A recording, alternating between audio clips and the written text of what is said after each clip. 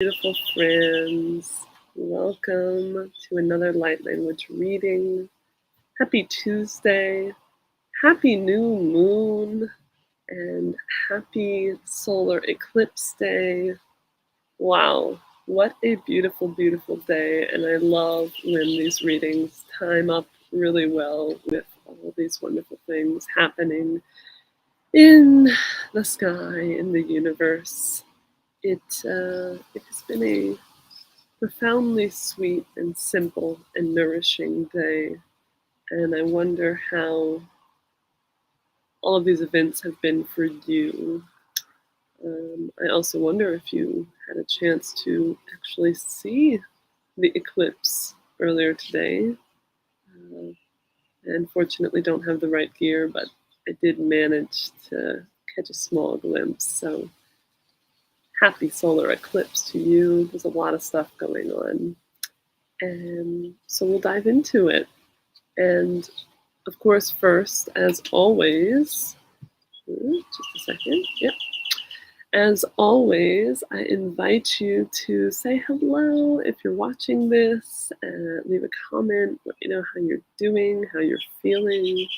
How was the last week for you, especially if you tuned into the reading last week? I wonder how you've been with these energies. So let me know, be engaged. I dare you to be bold. And yeah, you're very, very welcome. We're all here for each other, and I am here to welcome you to this space. So, that said, and I think I'll just dive straight into breathing now. I feel really grateful to sense that the energy, at least for me right now in my life experience, is much, much, much more settled than it has been the last few weeks.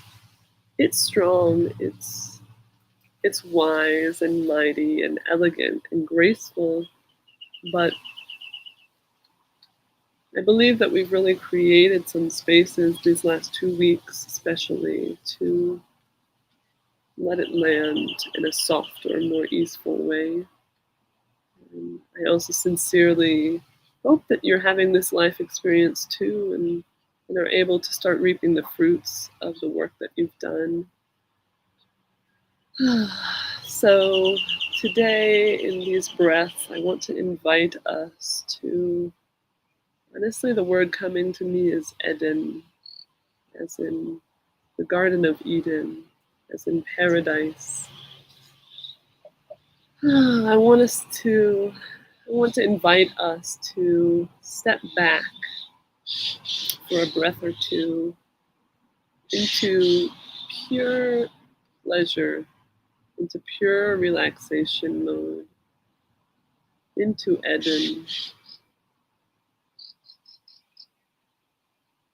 And not just in the usual way that the breath can be a vacation, in a sense, from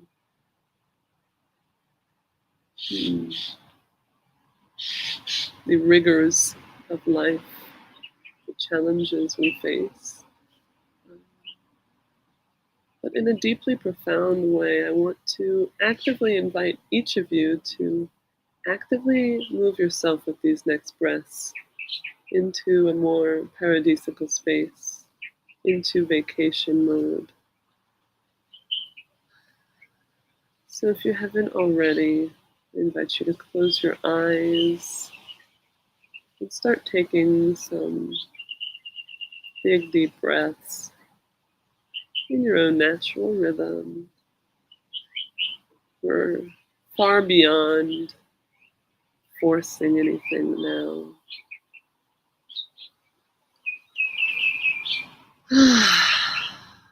Just letting the breaths come as they do and letting them flow and release as they do.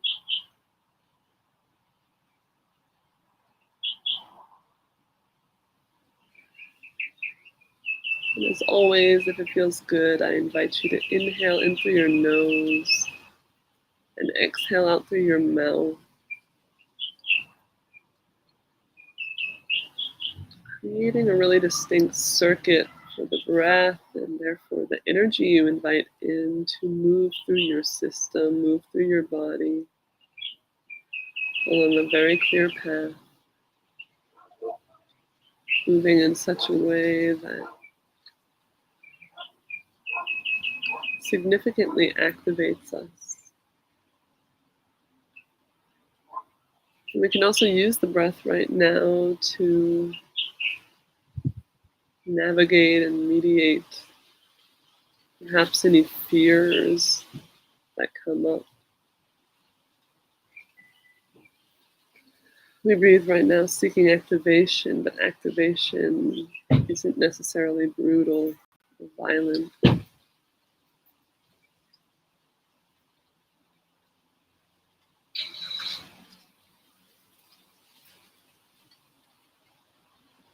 It is locking into a connection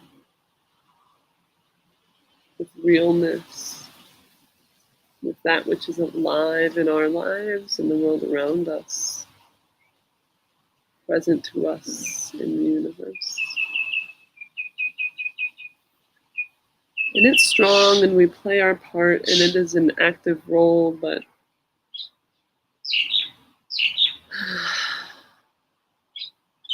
if we breathe as we breathe, we can invite our mastery,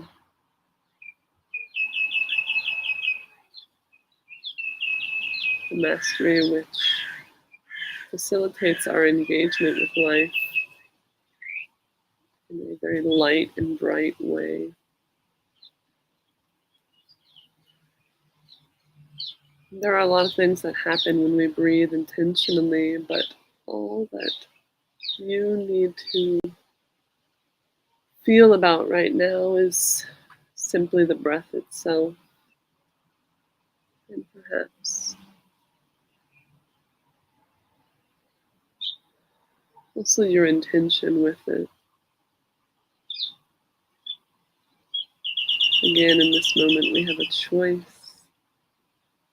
Into what do we want to pour our energy, and from what do we want energy to be poured into us?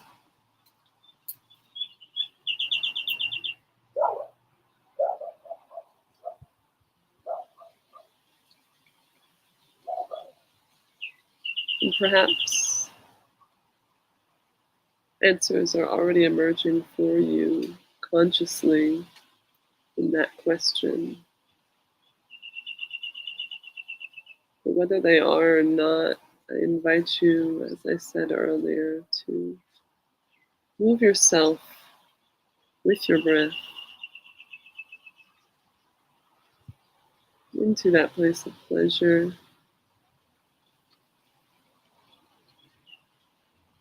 into a place of inner Eden.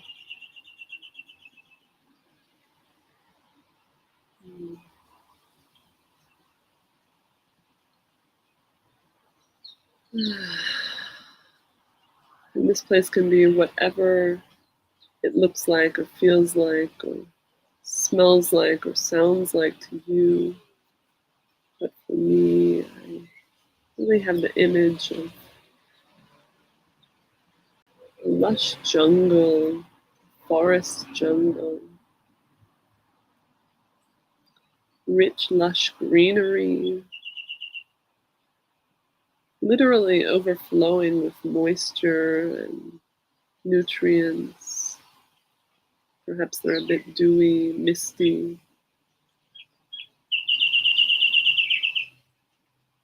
And birds are chirping, and I can hear all kinds of forest sounds.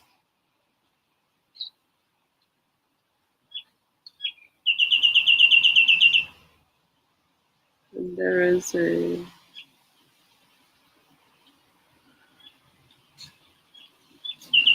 beautiful water source nearby. Perhaps it sounds like waterfalls.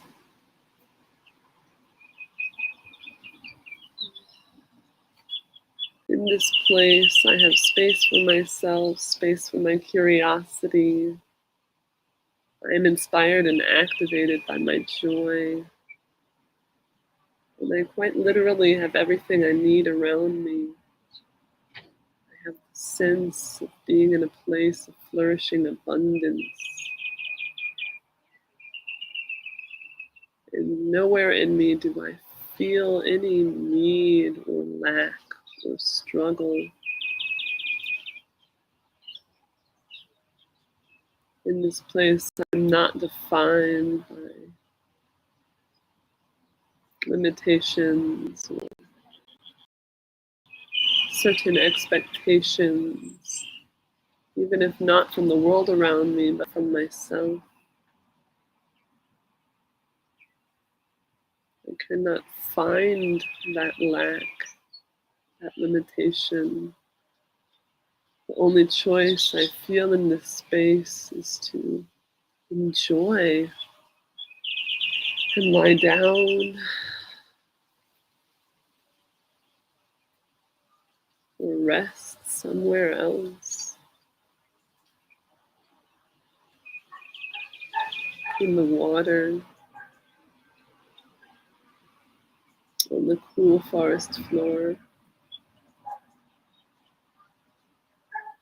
just breathing and smiling and receiving the gift of this moment.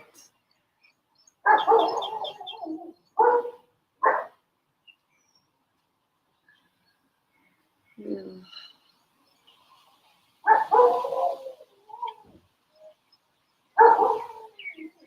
The magic in this moment comes from how real the moment is, how real the experience is.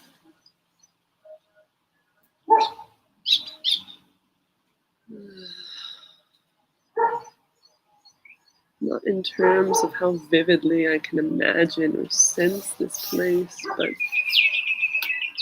how in this dimension, when I am present in that dimension with this experience, how intimately I allow myself to receive it, how intimately I am open to it, how intimately I allow it to come to me.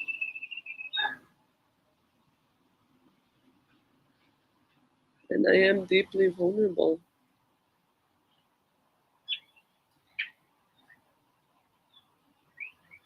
Because I am so alive.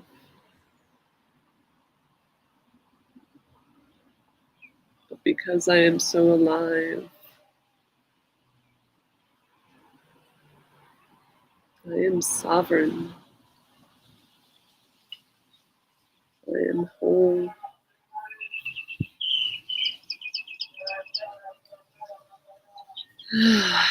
I am everything.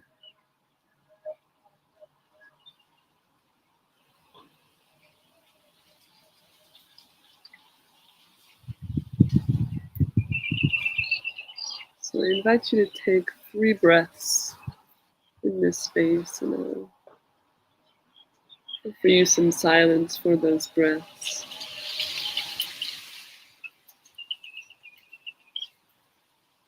Offer yourself these breaths to be present.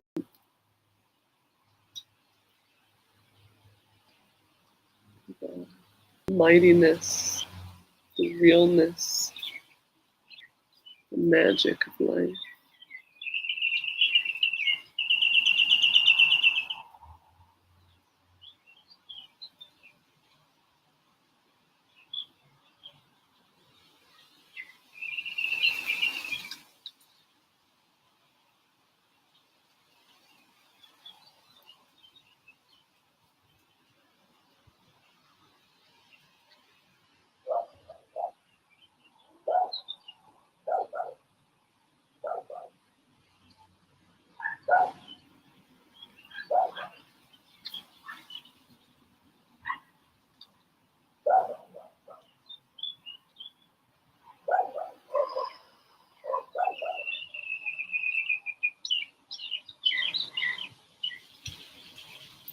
After you've taken these breaths,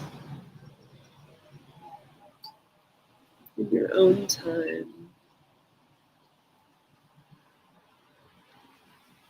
I invite you to come back to your body and slowly you can start to open your eyes.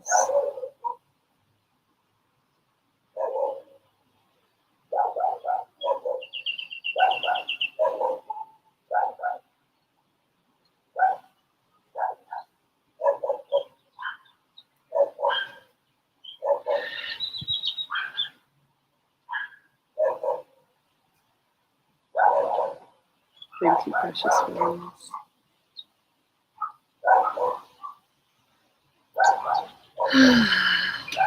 Beautiful. I'm very grateful to have this energy with us as we move into the reading now.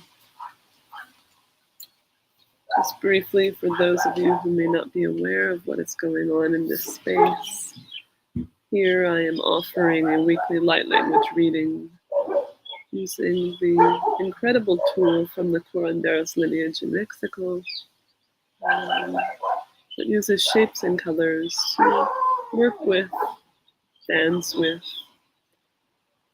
understand and explain different energetic movements.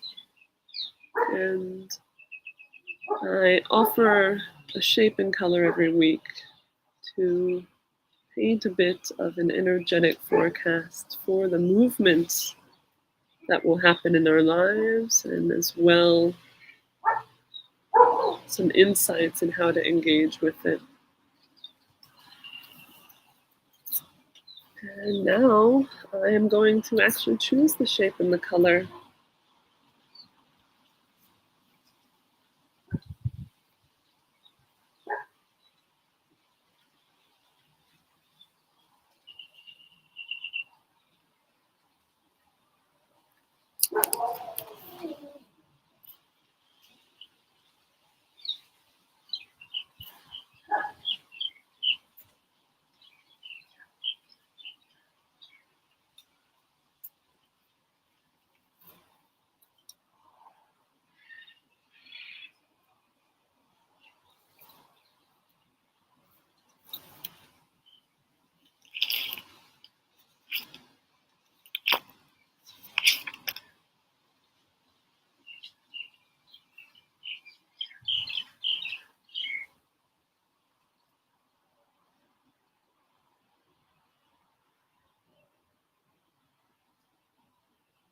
All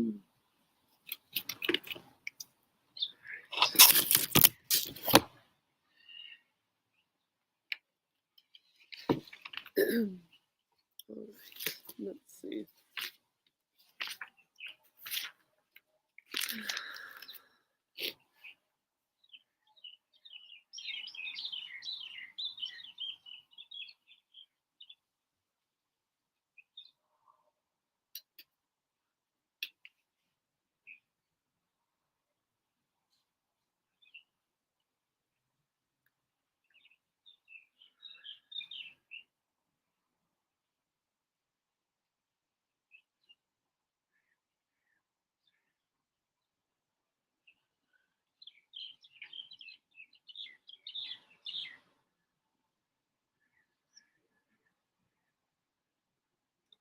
So this is, excuse me, this is very, I feel very playful about the combination of the energy that I just sense in my field and in the world around me versus, well, not versus, in complement to the energies that are revealing themselves in this reading right now. So far, what I'm seeing from the shape and the color that we have this week, it's a very strong, very, I would describe it as a bit traditional even, shamanic process. And perhaps that's why I felt a little bit of the jungle energy. And with past projections,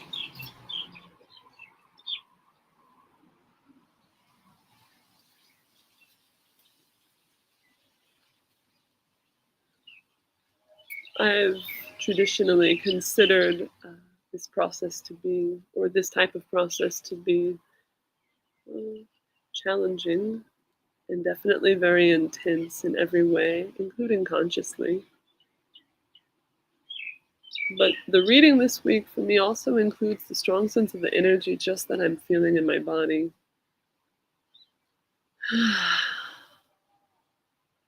And in the world around me, as I said. It is absolutely a vital part of this reading. So I'm going to start by sharing with you what's actually kind of on the page, or rather the concrete shape and color that we have. And then let's see what reveals itself. So the color this week, it's a color that's been coming up a lot for me lately. It's a color called Midnight Blue. It's quite dark, as you can imagine, from the midnight. And the nickname of this color is Toothache. And it's a pretty impressive color. It's really about, well, big processes, about dealing with core traumas, charges, pockets of repressed emotions in some cases, but the pockets of the things that we hold that still live inside our field, like sometimes bombs even. And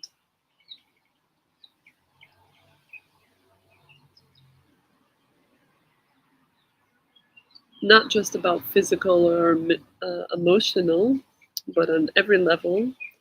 This color is also about navigating pain, I would say.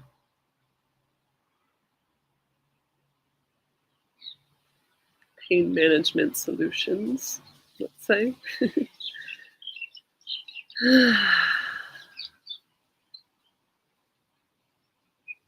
And also for me, one thing that I felt after I saw that I had chosen this color, I had a flash as well of it's not specifically related to genetic healing, but I believe that this color today in this context is also a bit related to healing on the front of family lineage, family.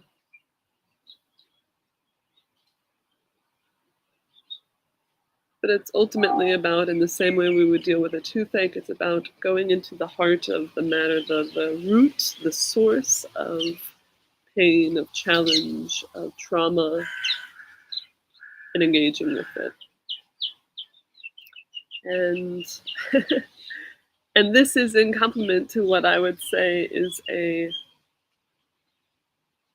I'm so curious, because this is like a classic pairing. It's also the first shape that I have listed as being perfect for working with this color. It's like really as classic as peanut butter and jelly, I would say. So the shape that we have is original cause. This is the nickname. And just as I said just in the previous sentence, as the name also suggests, this is a shape for dealing with the original cause, the root source of whatever it is we're trying to engage with. But also in this way, it's about aligning ourselves and aligning our focus to the appropriate area. It's very fluid because it needs this ability to kind of navigate complexity and loops and complications and all the things that may be built up from our stories or whatever processes have happened before. And it has the ability to get around to the original cause.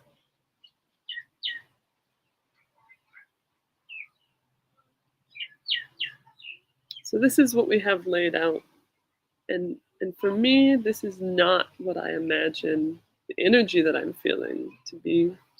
Although I know and hear that they are closely related.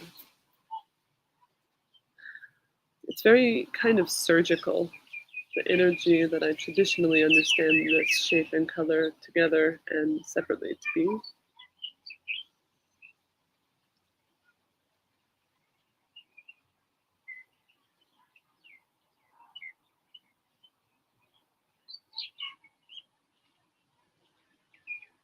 Oh, that's beautiful, actually.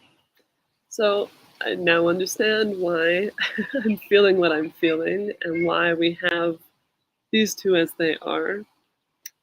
This week it is about the process, this surgical kind of maneuvering to our original cause. And I don't know what kind of processes are going to emerge from this. It's not very specific. And for the purposes of this reading, it also doesn't ultimately matter. What really matters here is not focusing on that process, the moving towards the pain, the trauma, the junky stuff that we're kind of perhaps trying to release or simply trying to acknowledge and engage with.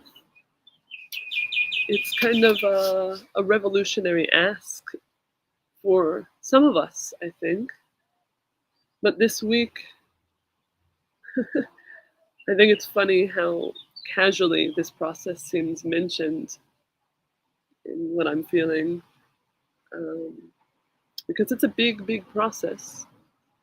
But it's not about taking the value out of the process, but rather engaging in the process, feeling and immersing ourselves and being the embodiment of serenity, of grace, of harmony, of elegance, of this movement that I felt in the jungle, of this energy that I feel now.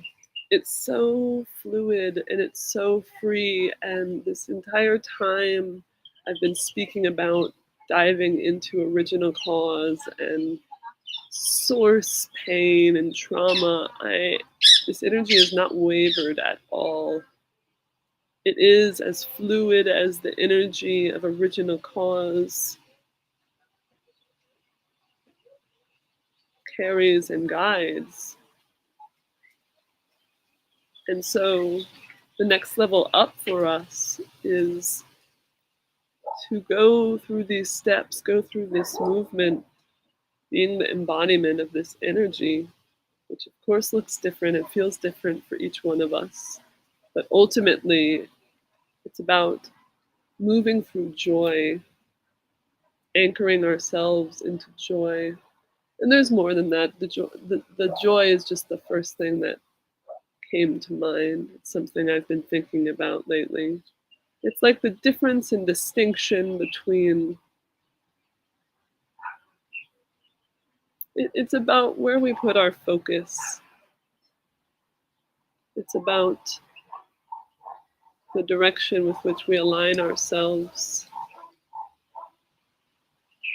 It's about the energy that fuels us, like what we actually put in our tank. There is a difference between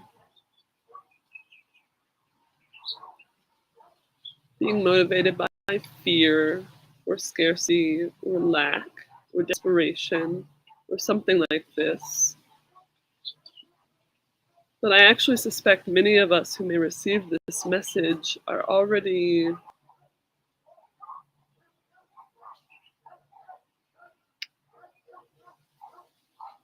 we've already transcended above, in some ways, this sort of motivation.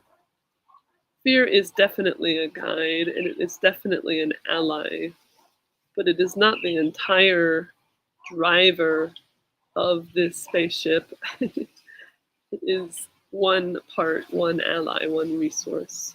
We are still the creators. And I think many of us here know that and embody that and feel that in various ways. But this week, even beyond that, it's about, even if we have a certain reverence, and this is the key part here, and I really resonate with this personally. Even if we have a certain respect and reverence and sense of sacredness for this type of process, for exploring our shadows, essentially,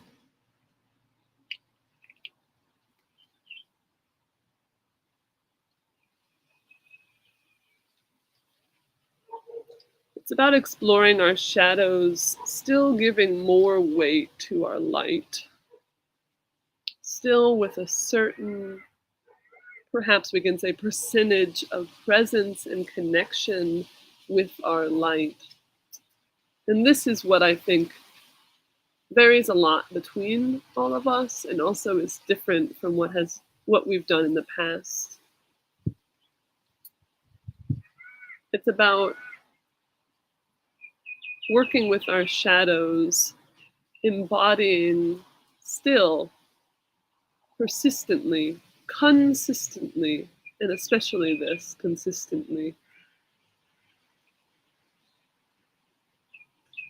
with a certain, with a certain caliber and standard of the embodiment of ourselves. We've done a lot of work of embodying our light. And last week, receiving miracles, which requires a strong self-intimacy.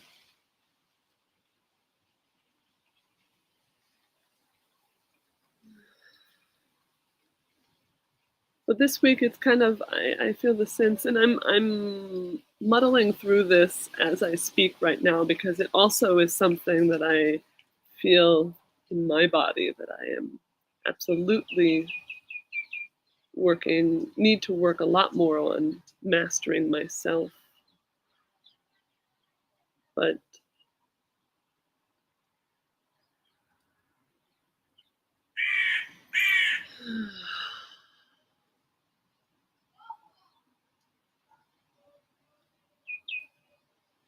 it's about the person we allow, permit, encourage, guide. It's about the person we guide ourselves to be when we show up for our shadow work.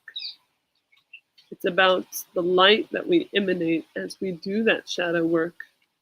And of course, the shadow work can get dark and feels heavy and scary and burdensome. It has its highs and its lows. But this week is concerned by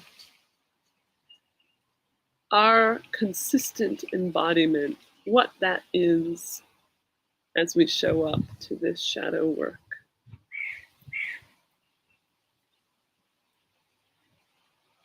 And I think we can start by asking ourselves who we want to be. But this is also, as I said that, heard the message, like it's not just about our desires.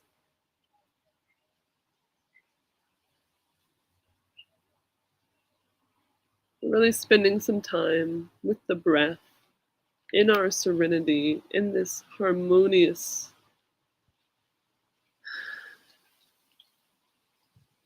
graceful, easeful state.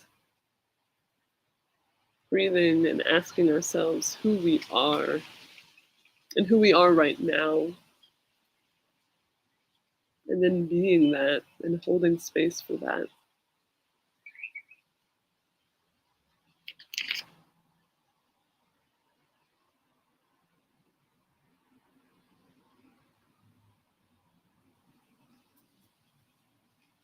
Last week, it was a bit more of a dare, I would say, like daring us to be bold in receiving miracles, but I don't feel such a daring this week. It's not like a playful taunting. Rather, the energy is very regal. It feels very ceremonial. It feels like this week we are accompanied by and accompanying in equal turn very regal beings and senses of self.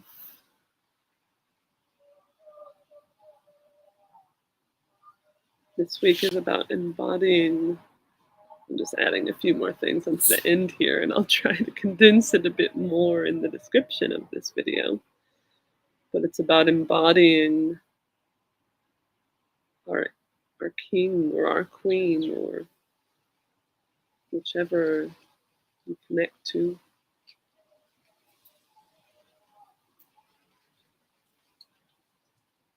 Embodying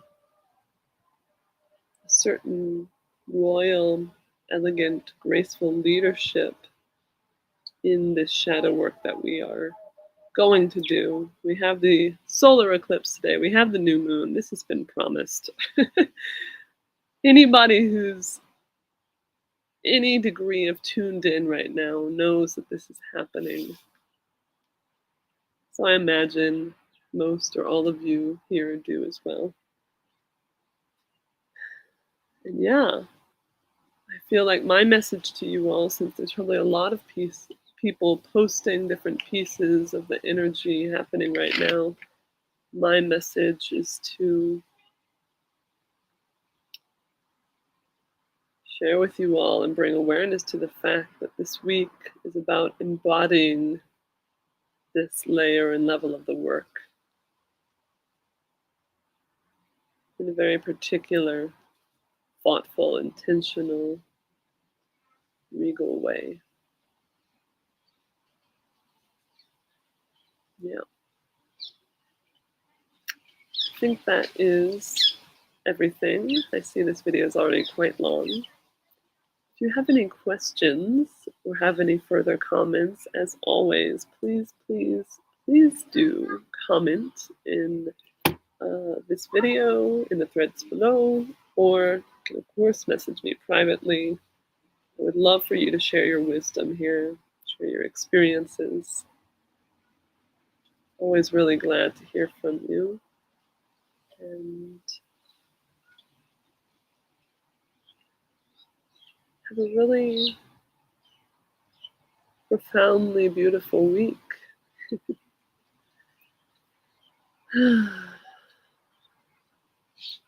Biggest love to you all.